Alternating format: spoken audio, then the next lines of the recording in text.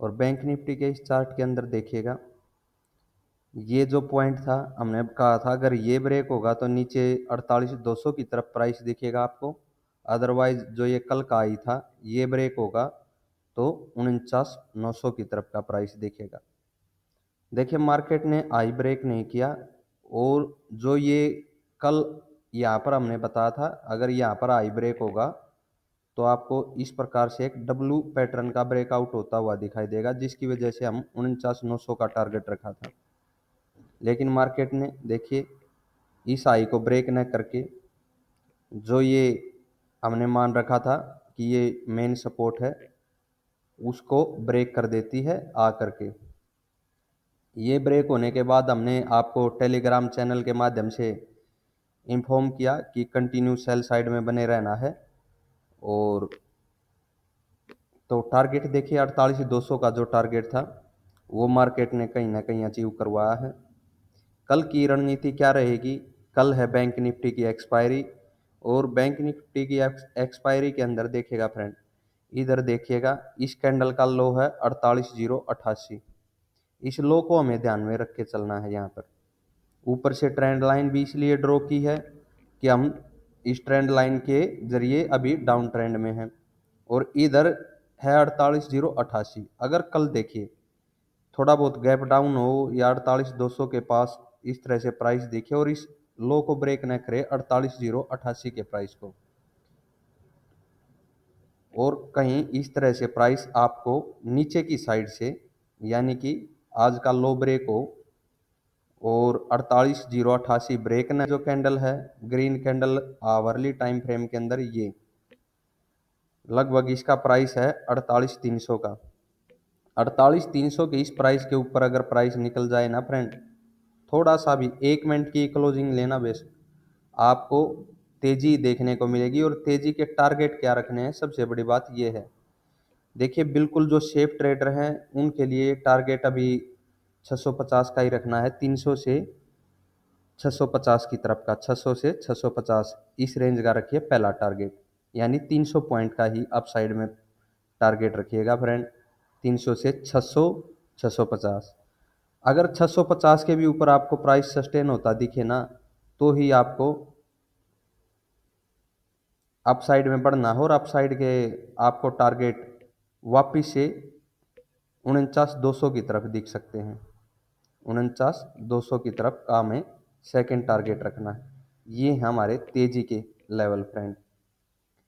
48,300 के ऊपर नीचे से घूम करके प्राइस आए जैसा बताया गया है, और ये लो ब्रेक ना हो इस कैंडल का, तो ही हमें तेजी में चलना है। और तेजी के टारगेट, पहला टारगेट आपको इधर रखना है यानी कि 48,600, और सेकंड टारगेट अगर उसके देखे 650 के ऊपर सस्टेन होता है प्राइस, तो फिर आपको दोबारा से तेजी देखने को मिलेगी इधर से 650 के ऊपर सस्टेन होने पर 49,200 की तरफ का टारगेट रखिएगा फ्रेंड। हाँ, अगर देखिए सेल साइड में कब तक बने रहना है, इस ट्रेंड लाइन के नीचे, और अगर ऊपर नीचे से यहाँ से घूम करके प्राइस अप साइड में 300 के ऊपर न निकले, तो ये मानिएगा आपको कंटिन्यू सेल साइड में बना रहना है, और ट्रेंड लाइन के जरिए ही आपको डाउनफॉल होता दिखेगा। हो सकता है 48,088 का ये लो भी ब्रेक हो जाए, उसके बाद आपको प्राइस देखिए टारगेट जो अभी चला हुआ है 48,000 की तरफ का, गिरावट हो सकती है इन कैंडल के लो की तरफ, कोई दिक्कत नहीं। लेकिन जैसे ये ब्रेक होगा आपको 47,800 की तरफ भी गिरावट होती हुई दिखाई दे सकती है, जैसे ये ट्रेंड अब चला हुआ है। निफ्टी के चार्ट में आवरली टाइम फ्रेम पर ये कैंडल है फ्रेंड, यहाँ पर ध्यान से देखिए सपोर्ट के ऊपर आवरली कैंडल है, जो ये ग्रीन कैंडल बनी हुई है यहाँ पर, इसे अच्छे से मार्क कीजिएगा फ्रेंड, अप साइड में भी और डाउन साइड में भी।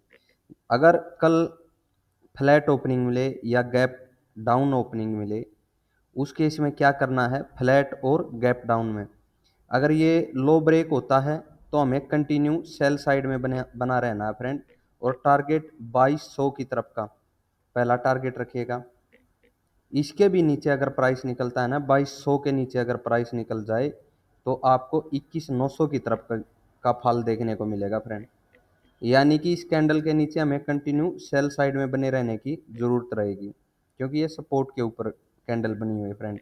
हाँ, अगर देखिए इस कैंडल का लो ब्रेक ना हो, दोनों ही सिचुएशन में फ्लैट ओपनिंग हो या फिर गैप डाउन हो, तो दोनों ही सिचुएशन में हमें अगर हाई ब्रेक हो जाता है तो वहां से कंटिन्यू तेजी देखने को मिलेगी नीचे से, यानी प्राइस अपसाइड में बढ़ेगा तो वहां से हमें कंटिन्यू तेजी देखने को मिलेगी। लेकिन अगर गैप अप ही हो दोबारा से नीचे की साइड में प्राइस आपको आता हुआ दिख सकता है। और अपसाइड में क्या रेजिस्टेंस रखें गैप अप हो तो, अपसाइड में अभी 450 की तरफ का ये इस रेजिस्टेंस को रखा जा सकता है फ्रेंड। यहाँ से वहाँ पर एक बार प्राइस इस तरह से जाएगा और थोड़ा बहुत नीचे जो ये आज की क्लोजिंग है 300 की तरफ, दोबारा उधर से एक बार इस साइड में फॉल देखने को मिल सकता है गैप अप के केस में फ्रेंड। लेकिन अगर फ्लैट या गैप डाउन मिलता है तो इस कैंडल के लो को ध्यान में रखना है बस। और इसके लो को ही ध्यान में रख के अब हमें फॉल का हमें अंदेशा था कि इसके नीचे हम सेल साइड में हैं, फॉल हमें 600 तक का टारगेट रखा था, वो अचीव हुआ। उसके बाद बोला था यहाँ पर कोई भी ग्रीन कैंडल बने, देखिए एक छोटी सी ग्रीन कैंडल बनी है लेकिन उसका हाई ब्रेक नहीं हुआ फ्रेंड। इस कैंडल के ऊपर हम तेजी का अनुमान रखते वापिस से, लेकिन यहाँ पर देखिए उस कैंडल का हाई ब्रेक न होकर के नीचे की साइड में प्राइस है। और अंदेशा ये है कि कल भी हमें सेल साइड ही प्राइस देखने को मिल सकता है, यानी कि फिन निफ्टी में अभी गिरावट और बची हुई है, ऐसा कुछ लग रहा है। अगर आज का जो ये लो ब्रेक होता है तो कंफर्मेशन रहेगी लो के नीचे, ये मानिएगा हम जो ये नीचे जोन है ना 400 से 310 का, इस जोन की तरफ हमें फॉल होता हुआ दिखाई देगा। सेंसेक्स के चार्ट के अंदर भी आवरली टाइम फ्रेम है फ्रेंड, और ये कैंडल जैसी हमें निफ्टी में मिली वैसी सेंसेक्स में भी है। और इस कैंडल को देखिए सपोर्ट के ऊपर बनी हुई है, यहाँ पर हैमर बनता है उसके बाद ये बुलिश कैंडल मिलती है।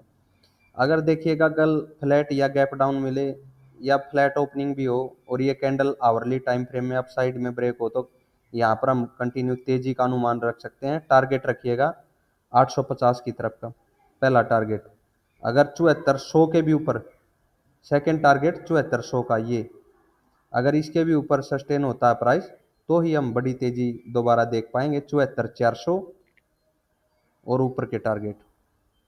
अदरवाइज देखिएगा यहाँ पर अगर लो ब्रेक हो जाता है इस कैंडल का तो सेंसेक्स में देखें किसी भी सिचुएशन में लो ब्रेक हो या फिर जो ये हैमर बना हुआ है आज का लो है इसके नीचे प्राइस निकले तो हमें सेल साइड में बना रहना है। 72,800 पहला टारगेट रखिएगा, उसके भी नीचे आपको 72,100 की तरफ 150 की तरफ प्राइस गिरता हुआ नजर आ सकता है। अगर ये लो ब्रेक होगा तो सेल साइड में हमें तभी एंट्री लेनी है फ्रेंड।